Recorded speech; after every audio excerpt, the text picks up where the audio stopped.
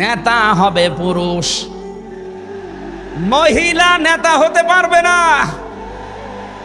এটা একটু আস্তে বলেন, আমার ভয় করে। এই জন্য আমরা সামনে যারা নেতা হবে তারা যেন পুরুষ হয়। কথা বলেন ঠিক কিনা? নবীজি জানিয়েছেন, লা ইউফলিহা কওমুন, ওই জাতি কখনো সফল হতে পারে না যে জাতির নেতৃত্বে কোনো মহিলা বসে আছে। আমার এই হাদিসটা 100% বিশ্বাস হয়, আপনাদের না 98 ভাগ? এ হাদিস 100% বিশ্বাস করেন কারা? দেখি লিল্লাহে তাকবীর। এই দেখেন তো, হাত তোলেনি কে? আলহামদুলিল্লাহ। ঠিক আছে, বসেন বসেন বসেন, তাফসীর মাহফিলে বসেন।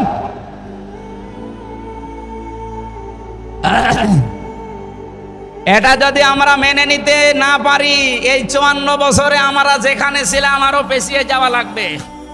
এই জন্য আমরা সামনে এগিয়ে যেতে চাই। কোরআনের সূরা নিসার 34 নম্বর আয়াত, সামনে যদি নেতা হয় পুরুষ মানুষ হবে ইনশাআল্লাহ। আরো জোরে বলেন ঠিক কিনা?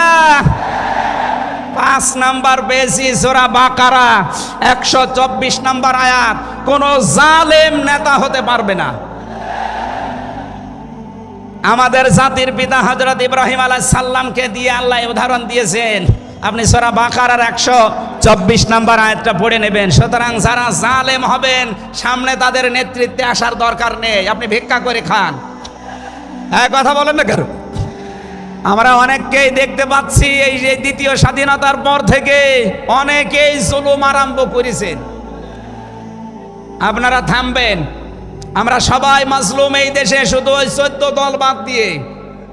সুতরাং আমরা এই মাজলুম গুলো যেন আবার জালেম হয়ে না যায়, তাহলে নেতৃত্ব দেওয়ার যোগ্যতা আমরা হারিয়ে ফেলবো। আল্লাহ যেন আমাদেরকে বাঁচান, বলেন আমিন।